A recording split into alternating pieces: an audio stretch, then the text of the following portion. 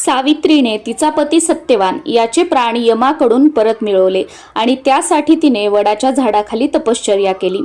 आजही याच कथेने प्रेरित होऊन सौभाग्यवती महिला आपल्या पतीच्या दीर्घायुष्यासाठी आणि अखंड सौभाग्यासाठी हे व्रत करत असतात। यंदा 2025 मध्ये वटपौर्णिमा ही 10 जून मंगळवारी आलेली आहे।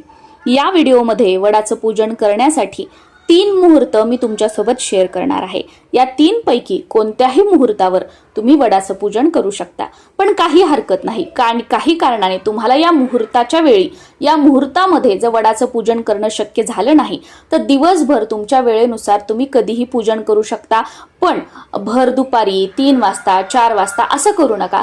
तुम्ही वर्किंग आहात, तुम्ही सकाळच्या वेळी ऑफिसमध्ये असता, तुम्ही 3-4 वाजता घरी येता, तर अशा वेळेला सूर्य मावळण्याच्या अगोदर वडाचं पूजन करण्याचा प्रयत्न करा। पण शक्यतो तुम्ही घरी असाल तर कधीही वडाचं पूजन करू नका। या 3 पैकी कोणत्याही एका मुहूर्तामध्ये वडाचं पूजन करण्याचा प्रयत्न करा। सगळ्यात पहिला मुहूर्त आहे पहाटे 4 वाजल्यापासून ते पहाटे 5 वाजेपर्यंत, हा असेल ब्रह्म मुहूर्त। तुम्ही जर वर्किंग असाल, तुमच्या घरी लहान बाळ आहे, तुम्हाला वडाचं पूजन करणं सूर्य उदयानंतर शक्य नाहीये, तर तुम्ही या ब्रह्म मुहूर्तावर करू शकता। पण ह्या ब्रह्म मुहूर्तावर वडाच्या झाडाजवळ जाऊन पूजन करणं शक्य नाहीये, मग तुम्ही अशा वेळी घरी वडाच्या पूजेचा जो कागद मिळतो तो आणून तुम्ही त्याचं पूजन केलं तरी सुद्धा चालू शकतं।